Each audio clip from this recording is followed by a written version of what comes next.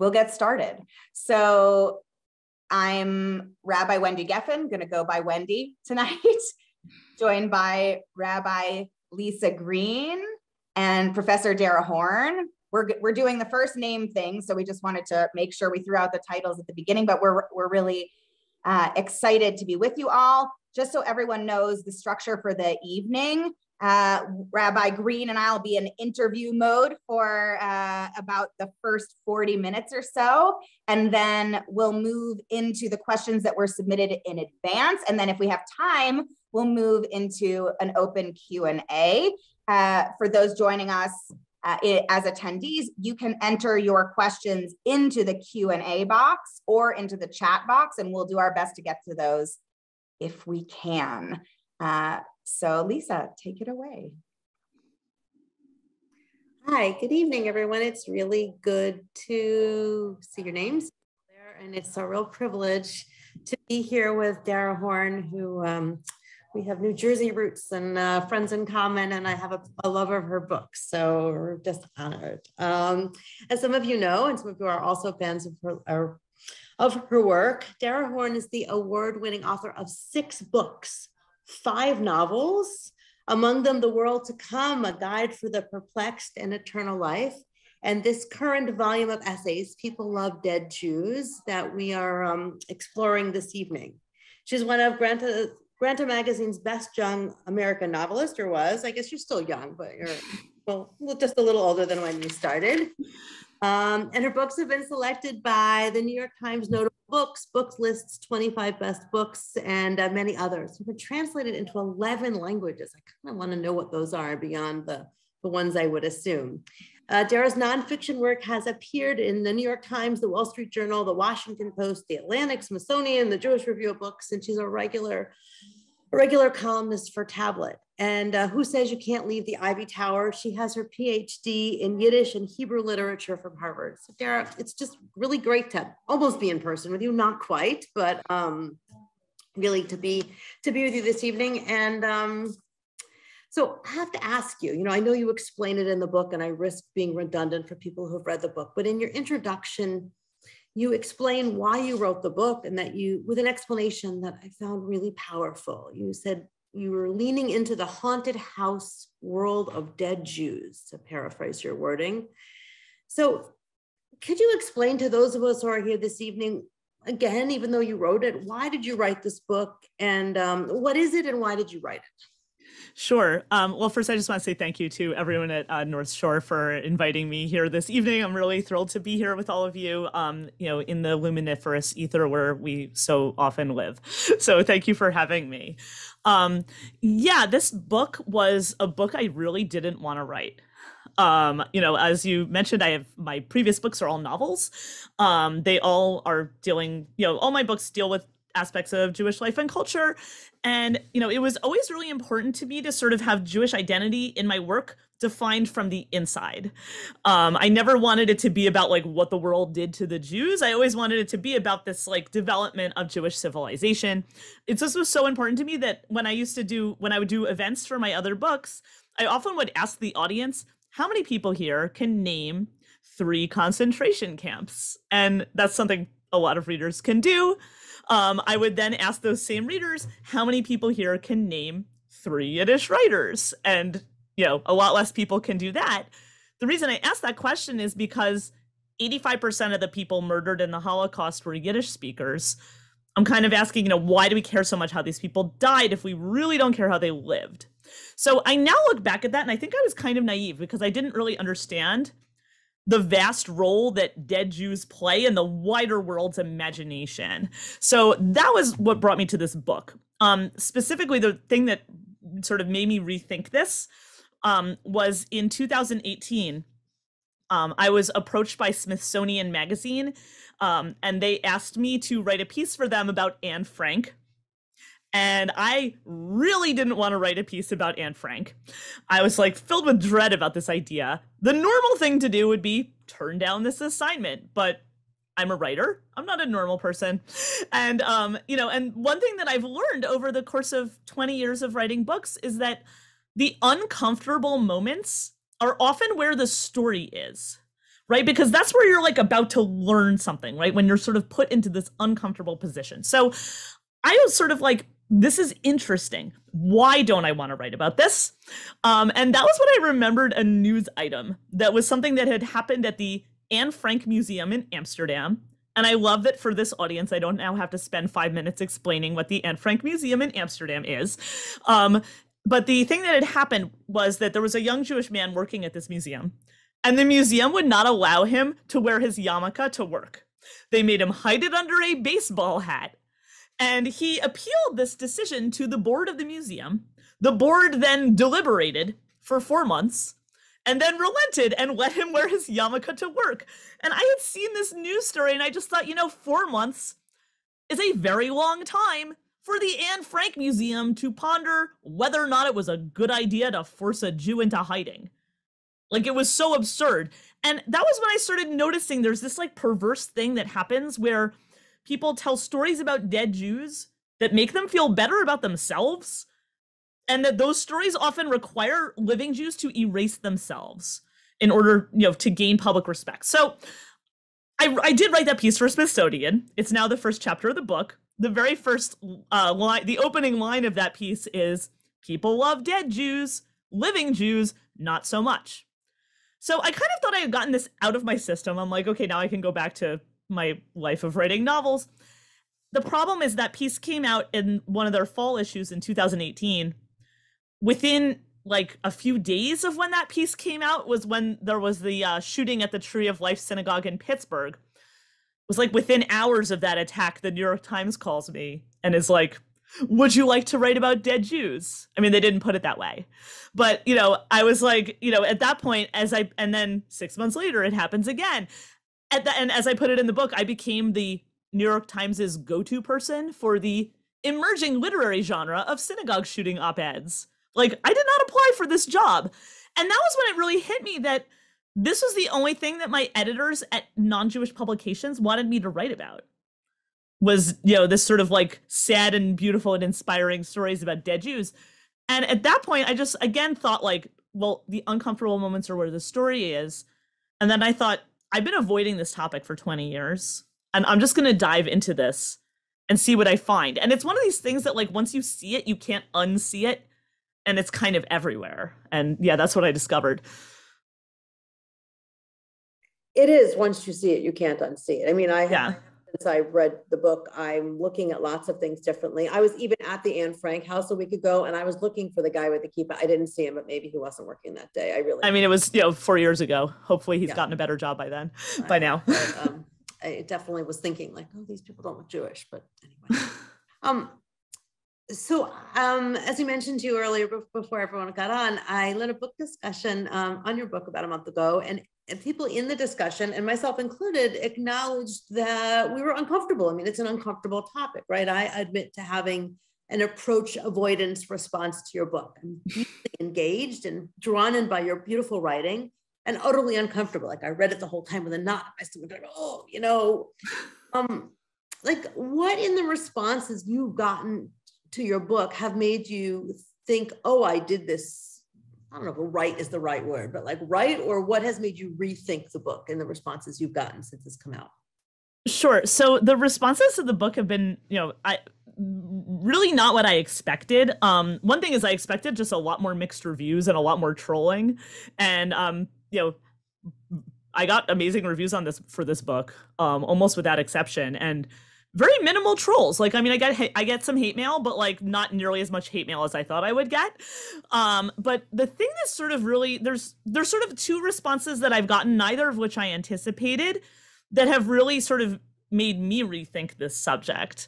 One is the responses from non-Jewish readers, and the other is responses from Jewish readers. So the more hopeful part of it to me was the responses from non-Jewish readers. And the more negative was the response from Jewish readers. So to the point, like you said, like, I felt uncomfortable reading this. I have now received like hundreds and hundreds and hundreds of messages from Jewish readers from all walks of life, like old people, young people, religious people, secular people, people from different parts of the country, people from other countries. And what's amazing to me about these messages is they all say exactly the same thing. They say, I felt uncomfortable my whole life and I never understood why. You articulated this for me, thank you. And then they say, I never told anyone this, but. And then they tell me some horrible, humiliating story about something that's happened in their life. And then they say, thank you for writing this book. And sometimes they say, can you help? And I mean, these are like really like, I've sort of, I wrote this book as an intellectual exploration. It was not about my personal life. It wasn't about, me working through something that happened to me. This is about, it was a phenomenon I had noticed in my research and in my writing and in my teaching and traveling. But for my readers, this was like this unarticulated pain. And so, I mean, and the things they're describing to me, they're not like acts of violence. They're humiliation. I mean, and I could articulate some of these for you, but I don't know how much time we want to spend on this. I mean, like, we're talking about for example, I cannot believe how many people are having pennies thrown at them in 21st century America. Adults, kids? Both. I'm like, I that floored me. I was like shocked by that. A lot of young people being like truly harassed online. Like doxxed and harassed. I was telling you before we came on, someone who told me that they were, somebody who was an influencer, like selling makeup online and, posted something about, during the Gaza war that said something, my cousins are running to bomb shelters in Tel Aviv every few hours. We're all praying for peace. And then as she said to me, she's like, as soon as I posted that, I lost 2 of my brands. This is my livelihood. I can't lose any more brands. I'm never saying anything about this ever again. Someone who was an actor in Hollywood who told me that every audition she's been to for the past 3 years, they've told her she's too Jewish for this part, even when it's a Jewish part. And she's like, now I'm a voice actor. And I'm like, it's just like really kind of things like, and many, many other things. And, and it's sort of, things that happen at work, things that happen at school. And like, there's just like, they're like, I've never told anyone this before. And I was just sort of like, now I'm like the recipient of all this like unarticulated pain in the Jewish community that I didn't even really know was there, to be honest. This was a surprise to me. Like just really horrible experiences people had had and that they're not sharing with anyone. So that was the negative piece. The positive piece, to me at least, has been responses from non-Jewish readers, who basically the most common response I've gotten from non-Jewish readers is, wow, I had no idea. Like, thank you. Like I knew nothing about this problem. Now this is like, you've opened my eyes to a problem I didn't know was there. I've gotten a lot of, what I've discovered is there are a lot of people who want to be, in the parlance, good allies and just kind of don't know how. And that's been really heartening. Like I've done a lot of media stuff with like other, like, I've done general media stuff, but I've also done like, interviews like with specifically non-Jewish communities. Like I've been on Christian TV, I've been on podcasts for other minority groups, things like that. And people really like, there's a lot of goodwill. And that's been really heartening and really nice. I've even gotten letters from some readers who have literally written to me, I'm a recovering anti-Semite. Wow. So, I mean, that's very encouraging. I mean, I feel like if I got like 4 of those people, like I contributed something with this book. So, oh my gosh, you definitely have a place in Olam Haba in the world to come. I mean, but I think you're right. People don't know how to be allies, but they also don't know how to recognize what is negative, right, in the language. I mean, they don't yes know about pennies and anti-Semitism and things that people say in a high school class or things like that. Well, and also part of that is, and we can talk more about this, but like, there's, a lot of people, the only thing they know about Jews is that they were murdered in the Holocaust. Like that's literally the only part of their education that has anything to do with anything involving Jews is they know about the Holocaust. But what that seems to have produced is this sort of attitude that like anti-Semitism consists of murdering 6 million Jews. Yeah. And anything short of that is kind of no big deal. And that's something that's like been really striking to me. It's like people really think that it's about violence. That's not that it's about humiliation. No, I think by and large, people have no sense of the things that go on in common parlance that. Yes. Well, and even the violence, people don't know about that either. I mean, that's there's a part in this book where I talk about, something that happened while I was at a Holocaust exhibit. And when I came home from that, I happened to be talking to the rabbi of my synagogue, and he was telling me how that day he had gone to a security meeting convened by the police from the town the synagogue is in. And, it was a security meeting for clergy in the town. It was like him and 7 ministers and priests. And he told me this. He's like, I sat there in stunned silence while these church officials were debating whether or not to put a lock on the church door, like a buzzer lock. And he's like, I'm just sitting here stupefied because we just did active shooter training with the nursery school staff. And he's like, they just have no idea. They really have no idea. So you say that you didn't write this from a personal place. At some point, you did a little, or a lot. I mean, you have a beautiful chapter about talking about Shakespeare with your child in the car. And, so I know it's intellectual, but, and I have to tell you that ever since your essay about Ellis Island, I am really wanting to be in conversation with my deceased relatives about were they really, ashamed, and that's why they changed their names. I grew up believing that my grandfather went from Greenberg to Greene in order to get law clients, not that he was humiliated, but so a personal question, if I can, which of your essays, now that you've written them, right? There are things some writers say, I never look at my stuff again. Some people say I reread my stuff. You're probably back reading and, to audiences. Which of your essays are you most drawn to, and or which are you most uncomfortable with now that the book is out? Well, I think the hardest, I did debate the one involving my son, because I'm a very private person. I don't post stuff about my family online. I don't, share a lot of private information. And that one I was a little nervous about, but I did share it with him before it was published and he was okay with it. So just for those readers who maybe haven't read the book, this is a chapter about, for reasons that are not worth explaining right now, but are poor parenting decisions, I ended up listening to a BBC radio production of the Shakespeare's play, The Merchant of Venice, in the car with my 10-year-old son. And basically what I realized was there's vast levels of apologetics that are built around that play that many of us have absorbed and learned in school, that it's not anti-Semitic, it's just a product of its time. And look how Shakespeare turned Shylock into a real person. He has this monologue where he talks about I am a Jew, hath not a Jew hands, eyes, do you prick us, do we not bleed? I played this for my son and he saw right through it, and he's 10 years old. I mean, now he's a little older because publishing takes forever. He just had his bar mitzvah actually. But he was 10 years old and he listened to this monologue and he's like, Mom, this is the evil supervillain monologue that's in every Marvel movie. He's like, you're not supposed to fall for the evil supervillain monologue. So, that was, writing about a person in my life was a little hard, but honestly, the most sort of, to me, the piece that was the hardest to write, but I think also the most important, was the last piece in the book, which is about the, at least it starts out being about the attacks on the Hasidic community that happened just before the pandemic. Unfortunately, there have been many more since then.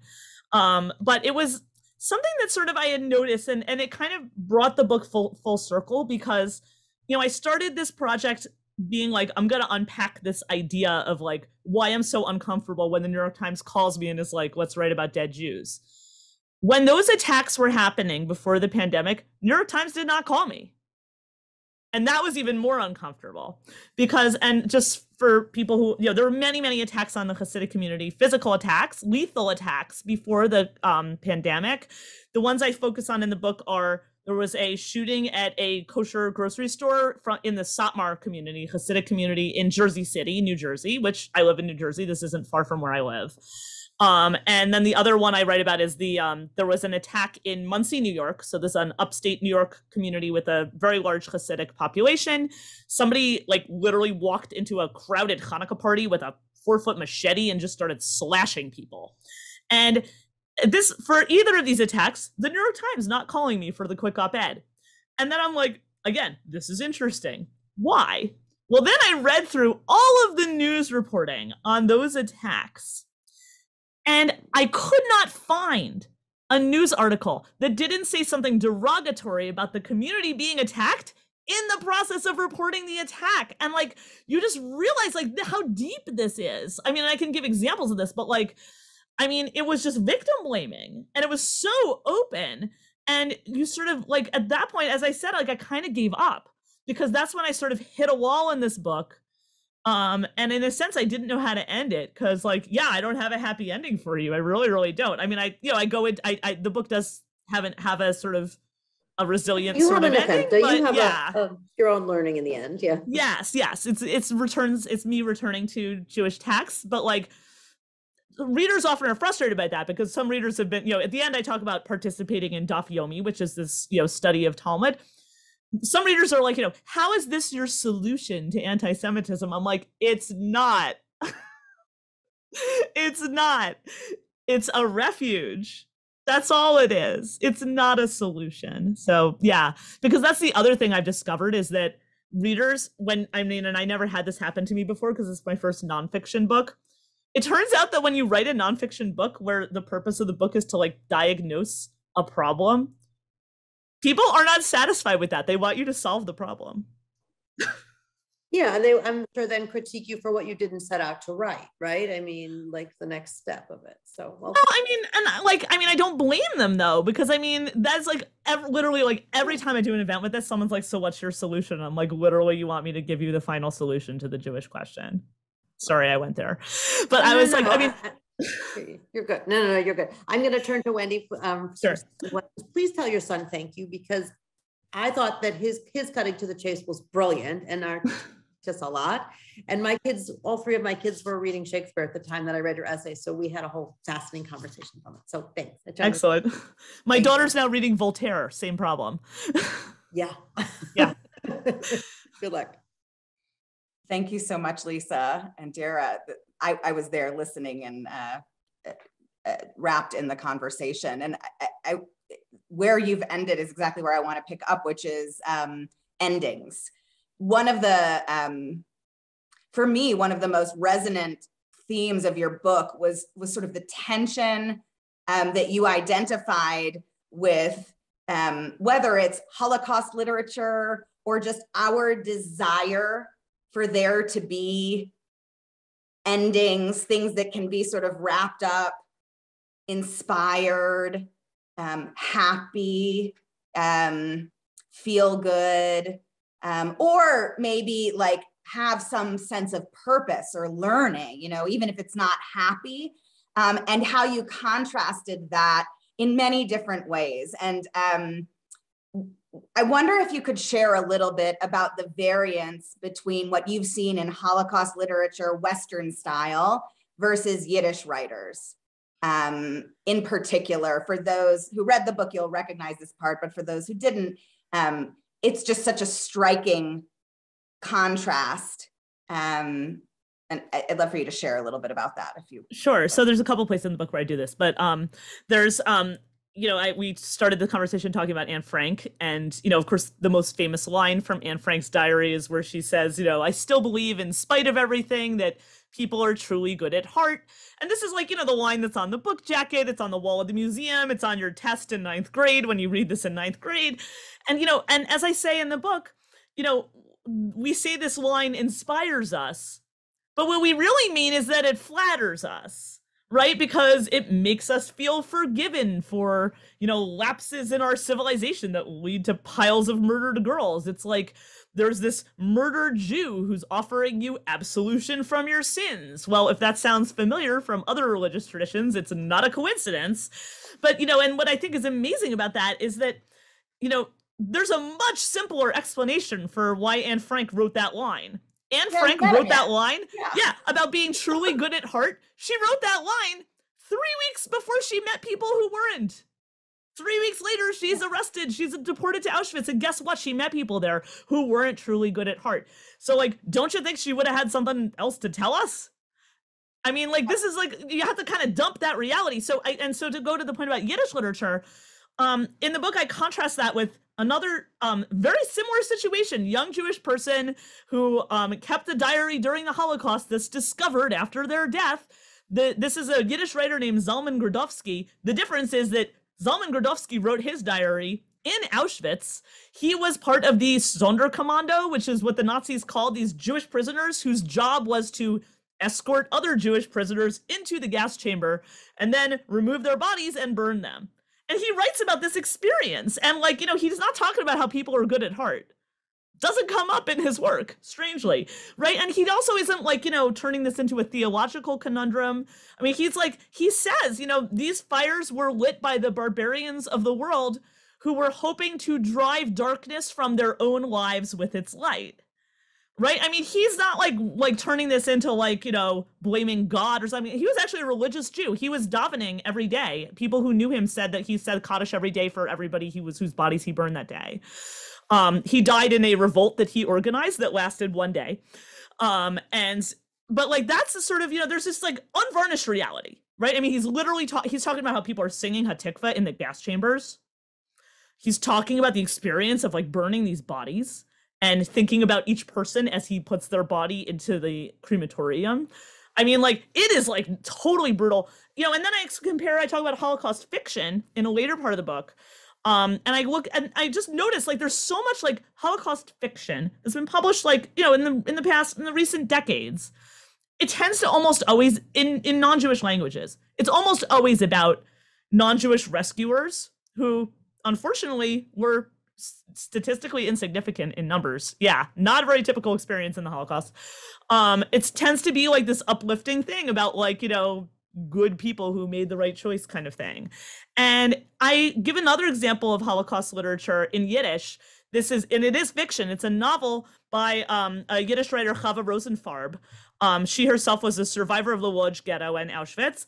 And yes, she's drawing on her own experience, but it is a novel because it's got 10 it's called Tree of Life. It's a trilogy. It's 3 volumes.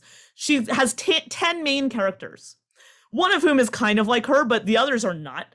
People from all walks of life. And she paints this like panorama of the city of Lodz and the Jewish community of Lodz. And you read this and there's no redemption at all, right? I mean, it is like, you just see like, I mean, first of all, these people are adults, right? I mean, and the whole first volume is before they are in the ghetto. So you meet these people like in their normal lives first.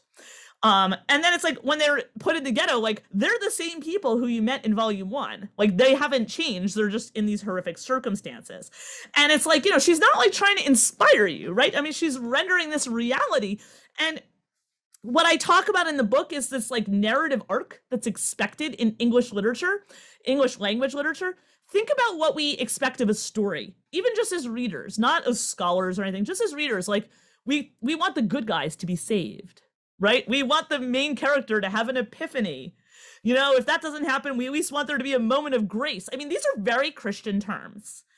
And I think that, you know, in the book, I sort of give this scaffolding where I trace this like idea of there being like a happy ending or a redemptive ending to like this underlying structure of Christianity in a non-Jewish society.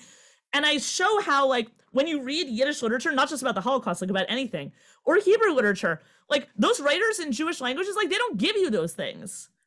Like, you know, you read stories by Shalom Aleichem, like nobody's ever saved. You know, nobody ever has an epiphany. Like, you know, they never realize anything. They never have a moment of grace. They're never rescued. Instead, there's this resilience.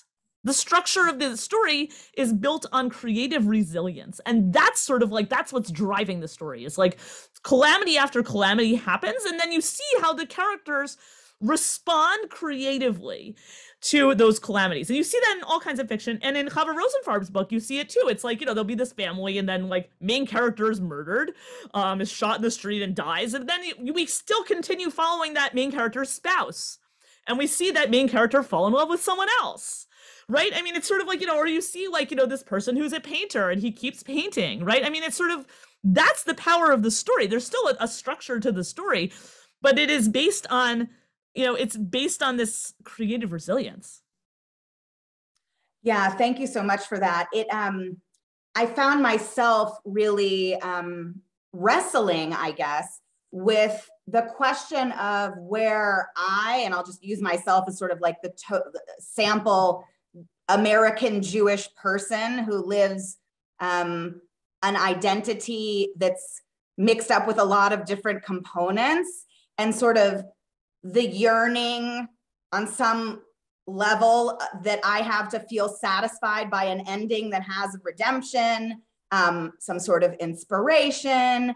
And then your book just wouldn't indulge that urge in me. And it made me wonder, like, where am I in the people part of Who Love Dead Jews, right? Like, I think, I don't love Jews in the way that you mean people who love dead Jews, but I can certainly, and I think if we're being honest, anyone who lives in the broader American culture can relate to many of these tensions that you bring up, right? In spite of our Jewish identity or not. I mean, I don't know where it all falls out. There's a lot of pathology, I guess, involved in that. But the conversations that you had that invited sort of the Jewish frame of reference, I guess in particular when you talk about Jewish self-erasure, that really came forward. But I'll just say, like, I had never considered before I'm a rabbi, I want to call it sinfulness or shorting of the real grieving for Anne Frank, which is not, we feel good that her diary got published, but she was just a kid. And you really call us out and say, no, we need to be grieving for everything that should have been for this human. And you invite us to imagine what her literary future would have been like. And I found myself reading that and weeping. Now you can see like what it sort of brought to me. And it opened my eyes to a frame that, I just certainly had never really, maybe allowed myself to go to. And I'm grateful for that, but it's one of those places of discomfort. And so I want to name a couple other of those places of discomfort and invite your comments if you don't mind. And I hope it's okay, because I know it's like this major sensitive topic, but Rabbi Greene referenced it before with Ellis Island. Yes. And I'll just tell you the story. I was meeting with 2 different rabbis today from Israel who read your book.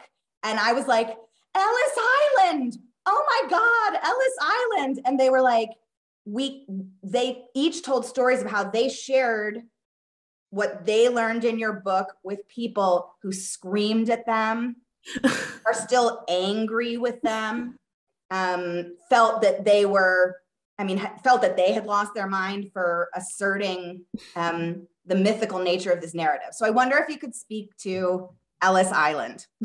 Sure. So yes, there's a chapter in the book called Legends of Dead Jews, which is about what I refer to as the myth of Ellis Island. This is, of course, the story that many American Jews heard in their families at some point, that our last name used to be something that sounded super Jewish. And then there was this bumbling clerk at Ellis Island who accidentally, didn't understand the accent and wrote down a name that sounds super not Jewish. And that's how we got this super not Jewish sounding name. Spoiler alert, it never happened. No one at Ellis Island ever wrote down immigrants' names. That's not what happened at Ellis Island. They had ships' manifests that they were taking names from. They were never talking to immigrants about this. This is not like secret research. They announced this on every tour of Ellis Island National Park. And not only that, but we have all the court records from a generation later, 1920s, 30s, 40s, and 50s. Tens of thousands of court records from New York City Civil Court of Jewish people, really actually often children of immigrants, going to court and changing their own names. And that research I can credit, there's a woman named Kirsten Vermeglich, she wrote a book with another great title. It's called A Rosenberg by Any Other Name. And she tracks these people, and basically what she realizes is like, why were these people changing their names? And the reality is like, they're staring down a reality that they couldn't avoid, which was American anti-Semitism. And today we talk about anti-Semitic incidents. Like in 1940, like it wasn't about incidents, right? It was about, you couldn't get a job. You couldn't rent an apartment. You couldn't stay in a hotel. I mean, these are like life-limiting things. And, and what she says also is that like, the other inclination we often have is to, like you said, like, sinfulness of somebody like turning away from these traditions. Like she's like, these were not like people who were running away from the Jewish community. A lot of these people, they went into court, changed their name, then they go back to their synagogue and are like, now I'm going to pay my membership dues under this new name. I mean, these were not people running away from being Jewish. They were staring down this reality they couldn't avoid. So what I think is interesting about this is, as you said, people get very mad when you try to tell them this. Like, they will not accept this story. Like, they'll be like, well, maybe it's true for most people. My great-grandfather was the exception. No, your great-grandfather was not the exception. They're like, well, he wouldn't lie. I'm like, yeah, he lied. And what I think is interesting is that the people who get mad about this, these are like educated people who would never accept this kind of nonsense about anything else. This story is doing emotional work for people. And the emotional work it's doing is hiding the reality of American anti-Semitism. And the reason for that is the shame of the people who came here, because, they uprooted their whole lives to come here to avoid this problem and then find themselves facing it again. Like, this is humiliating, right? I mean, maybe, yes, it's not as bad, okay, but like, I mean, this is like, this is a terrifying thing. And so instead they create this story for their descendants that protects their descendants from the psychological damage. And honestly, I'm actually kind of grateful for that. Sure. Because it created this myth of American exceptionalism, right? That like, this is totally different from anywhere else that we've ever lived in Jewish history, right? I mean, and that's what they wanted their children to think. And I think, like, ironically, it's interesting if I open my mind to this like new, narrative and I sort of consider it. It's interesting that the choice of a compelling myth is one which releases our own agency, right? Like, I find it, if I can wrap my head around, okay, so that didn't happen, this is what happened, I can find a lot of power and pride in Jews responding to what they were facing, claiming it, taking action upon it. I understand the complexities of that, but in the other narrative, it's someone without, some dude at Ellis Island who wrote the name down wrong. Or well, except that here's the problem, though. So I would agree with you, and it is true. Look, I mean, if you read that Kirsten Verbeglick's book, Rosenberg by any other name, she talks about activism among American Jews who changed, who like fought to change these social situations, right? I mean, there's like a reason why. Right. Like things like redlining and stuff like that. Like, there were American Jews who were activists and changed that reality for their descendants. The problem is that like the changing of the name is an act of succumbing to prejudice instead of fighting it. That's what it is. And so I want to go back to what you said before about Jewish self-erasure, right? Because this is sort of like, something I write about a lot in the book. And I give the example of what I call two types of anti-Semitism that you see throughout Jewish history. And I name them after the holidays of Purim and Hanukkah, right? And I love that I don't have to explain what those holidays are for this audience, hooray. So Purim anti-Semitism is like, there's a big bad guy who wants to kill all the Jews. It's not subtle, it's super obvious, ta-da, it's violent, it's like, no ambiguity. Hanukkah anti-Semitism, the thing about the Hanukkah story is there's no point in the Hanukkah story where they say we're going to kill all the Jews. In the Hanukkah story, the goal of this, Hellenized regime that takes over Judea is not to kill all the Jews, it's to make the Jews not be Jewish, right? And at first it's like this soft persuasion, where it's like a weaponized shame of of claiming that our culture is superior, right? And the Jews kind of go along with this as a strategy, as a communal strategy.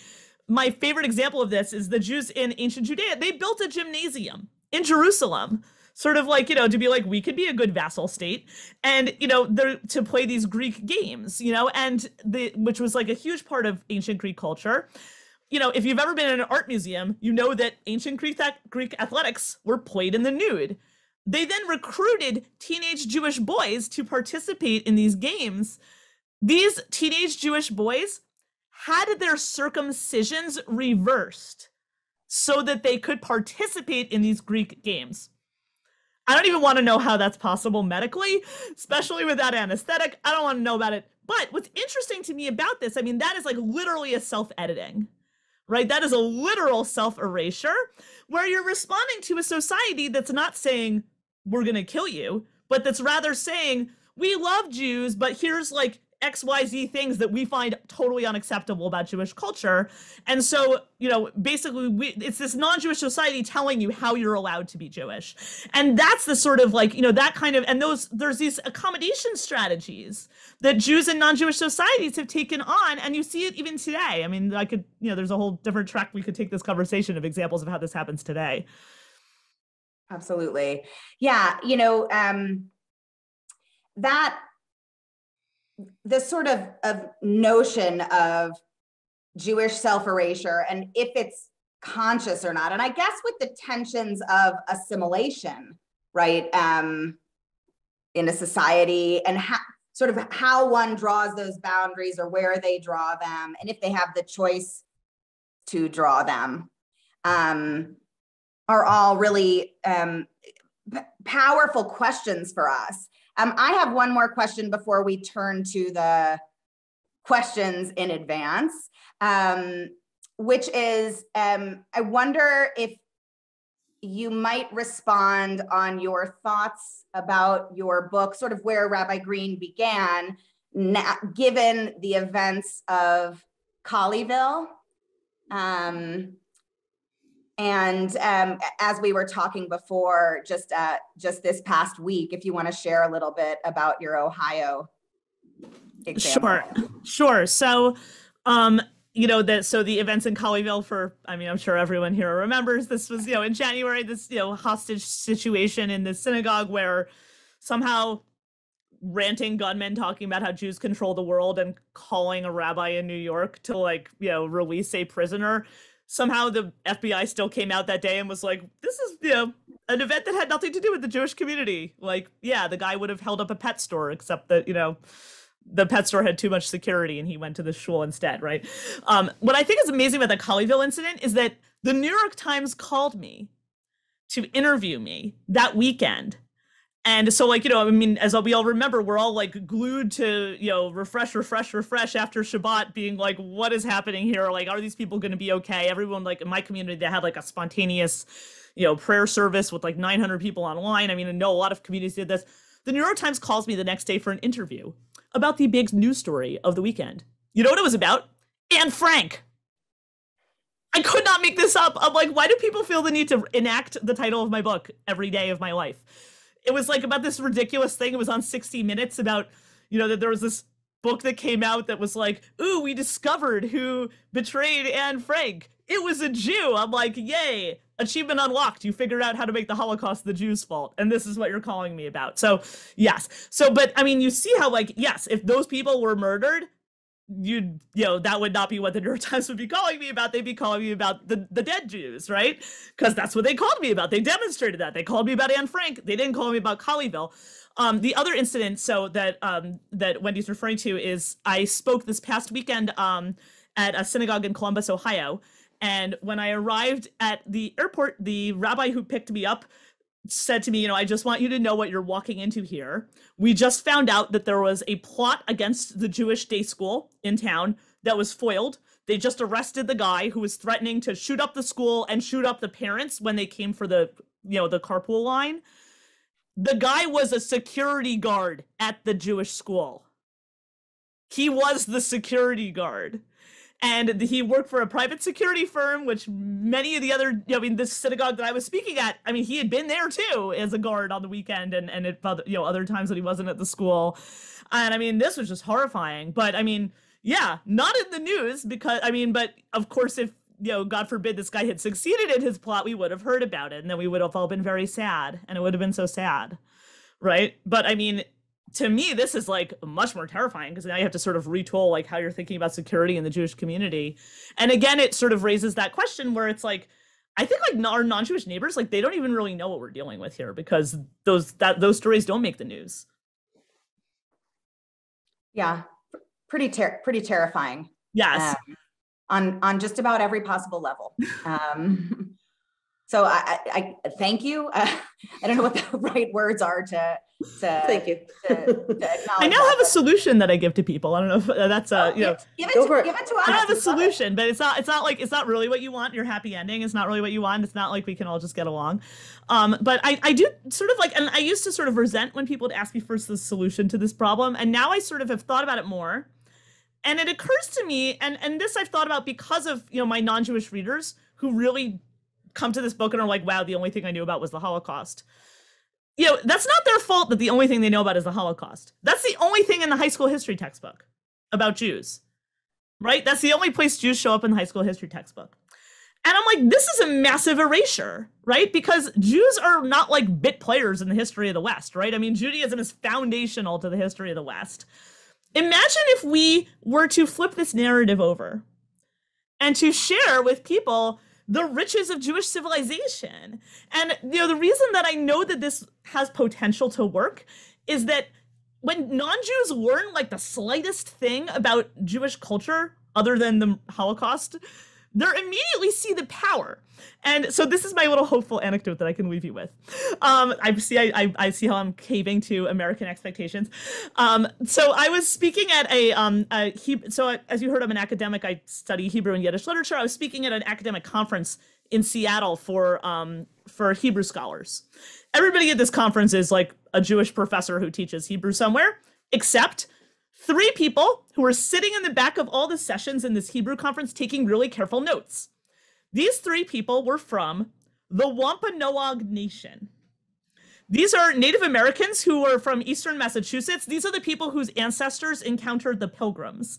And they were at this Hebrew conference because their goal was to revive the Wampanoag language as a spoken language. Wampanoag language hasn't been spoken in over 250 years. And they were at this Hebrew conference because, as they said to us, the Hebrew academics, they said, we want to know how you did it. Because Hebrew is, of course, the only language that's ever been successfully revived from a dead language to, a spoken language. They're like, if you can do it, we can too.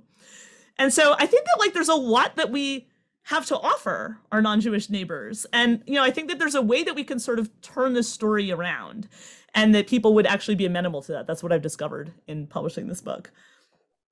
I do have to say it's for another conversation, but I'm now curious what brings non-Jewish readers to your book. But we'll hold that for I'm thinking, I get why Jews pick up the book. I mean, I think maybe they love dead Jews. Yeah, well, they're affirming you're right. Some people are challenged by the title and they're like, oh, that's interesting. Thanks. So, Dara, thank you for all of that. In our remaining time, we have 2 questions in advance that were submitted, and where you just were is a nice segue to this, and it might be the same answer. I think it might be a little bit different. So one is, my question is, and this is what the asker writes, we are not an ignorant people, and many of us have risen to very prominent positions. What do you think is the reason we have not been able to dispel the myths that fuel anti-Semitism? Okay. This is kind of like asking for the final solution, but it's a little, I've heard it's a little bit off from that. Slightly smaller ask. There's been so much isolation of the Jewish community from non-Jewish communities in different periods in history. That's more or less true. I honestly just think that the anti-Semitic mythology is very resilient because people love blaming their problems on somebody else. I kind of think that's all. We all can relate to that, right? I mean, that's like everybody, that's an instinct everyone has. And I think that it appeals to people because, it also has multiple directions. So, it's a regular bigotry in that you can look down on people who you think are inferior to you. But it also has this other layer that a lot of other bigotries don't have, where it's also a conspiracy theory, right? Where you think that these people are superior to you, right? Like they have all these diabolical powers and they're manipulating things behind the scenes. And that appeals, so that sort of, that appeals to people who are looking for simple answers to complicated questions, right? That's what those are the like people who are attracted to conspiracy theories are attracted to that because of complicated questions, and they want to have a sense of power themselves, that they know something that other people don't know. I mean, I think we see this in our country right now with a lot of the appeal of conspiracy theories. So about your question of like, you know, why have people not been able to dispel this? I mean, there are very few Jews in the world. There are very, very few. And this mythology is very widespread. In addition to the book, I also have a podcast called Adventures with Dead Jews. And I have one episode that's about anti-Jewish mythology in Japan, a place where they basically have almost no Jews. And somehow they still managed to be wildly anti-Semitic to the extent that they tried to create a Jewish state so that they could use Jews' diabolical brains for their own advantage. Could not make this up. So, I mean, I just think that, like you said, there's a lot of brilliant people. There have been attempts like what you described. Like there was a billionaire in Poland in 1890s named Jan Bloch, who was Jewish, converted to Catholicism to get ahead, and then decided to invest his whole fortune in dispelling Polish anti-Semitism. And his idea for how to do this was to do a survey of Polish Jews and show how patriotic and productive they were in order to prove that to prove that anti-Semitism was wrong. It didn't work. And I mean, I don't want to waste your time in telling you all the ridiculous ways in which it failed, but I mean, I think that I think that we're really outnumbered, and I think that there's a lot of people who are not interested in thinking deeply and critically about their neighbors. But I do think that my suggestion for how to change this is to encourage people's curiosity. Nice, thank you. And one other submitted an advanced question, and this is most current, and I think many will be curious to hear your thoughts on this. Referencing the historic antipathy that Ukrainians have felt for the Jews, do you think that the role Zelensky has played in the current war of survival against Russia has led or will lead to a resetting of the Jewish-Ukrainian narrative? I mean, I think it already has. I mean, that's sort of been one of the more, positive things to see in this horrific war is, I mean, yeah, Ukraine, not a country with like awesome Jewish history, and like we can mythologize it all we want, but like, yeah, like Ukrainians specifically and Jews, not a great history. But I do think it's amazing to sort of see how this one person has become this like superhero, and really is sort of retooling like what the way people think about nationality and the way people think about patriotism, as a kind of a civic patriotism instead of being like an ethnic nationalism or something like that. I do think that that's very powerful. I mean, I hope it doesn't like, go badly and suddenly turn upside down, because there have been other Jewish leaders in other countries before in many different countries in many different centuries, and it hasn't always like changed the whole trajectory of the country. So, but we can be hopeful, yeah. That's pretty incredible. Yes, on any number of levels. Well, and it's really interesting here, and it'll be interesting to see in 10, 20, 30 years, like what happens in Ukraine in classrooms and textbooks after there was no mention of Jews for so long. I mean, yes, if that even gets named. So I'm just checking the Q&A. I don't see other questions. Oh, one just popped up. So, and I think, Dara, you can probably see it, but just so to make sure that everybody can. Okay. This person is saying, thank you so much for your powerful stories and insights. In your descriptions of the ways in which non-Jews see the Jewish community, I'm hearing echoes of how the African-American community is treated in this country, especially with the role of slavery in education. What do you see as the specifically Jewish aspects of the story you are telling about Jews? I think it's a great question. It's a great point, and it's something that I have absolutely agree. I think that that's one thing I talked before about how I feel hopeful in responses I've gotten from non-Jewish readers. Non-Jewish readers from other minority communities, like they read this book and they're like, wow, this is incredibly familiar. I have heard that from African-American readers. I have heard that from Native American readers. There was one woman who was the principal of a school in Western Canada that mostly serves Indigenous students. And she wanted to buy this book in bulk for her students. She's like, my students need this book. And I'm like, I feel like there's probably better books you could buy for your students. But she was like, this is exactly the dynamic that my students are experiencing. That also, but, I have to say specifically with the experience for the way we're rethinking the way we present Black history for a broader American public, I think is very hopeful for ways that we could sort of change the way people are educated. And so to the question about what do you see as specifically Jewish aspects of the story you're telling about Jews, I think that, what people don't necessarily appreciate is that, Jews are a counterculture that runs through the entire history of the West. And, is the foundation of Western civilization, through its influence in Christianity and Islam, of course, but also is like often a fundamental challenge to Western civilization. And what it really shows, and I say this in the book, is like Jewish communities in every society they've ever lived represent the possibility of freedom.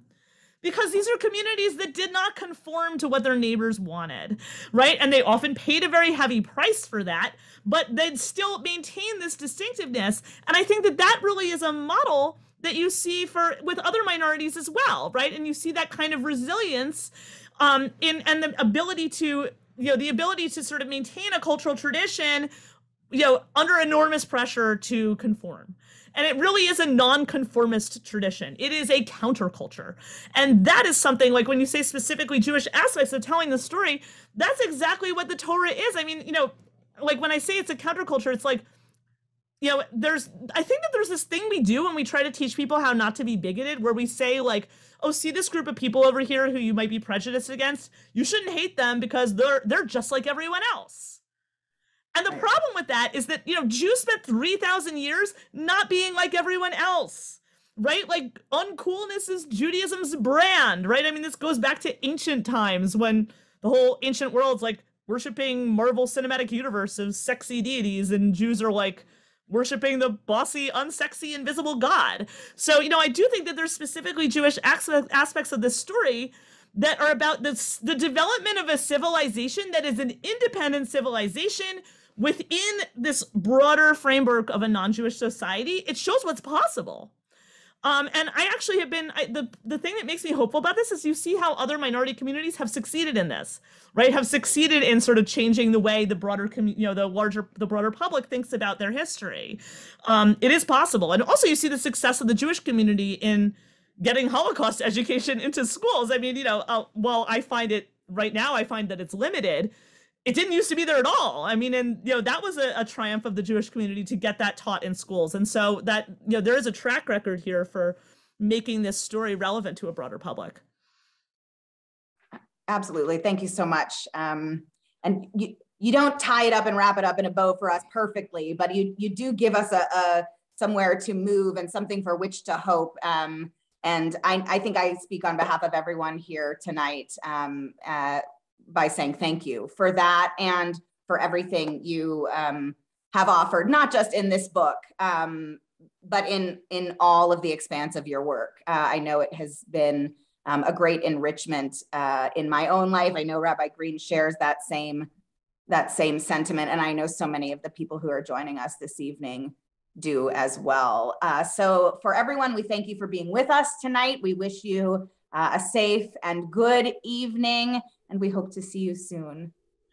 And thank you so much for having me. Yes, thank you for having me. I really appreciate it. And dare I say, wishing you a happy Pesach, or is that too scary to say that already? A little too scary. Absolutely. Thank you so much. Thanks, everyone. Thank you for having me.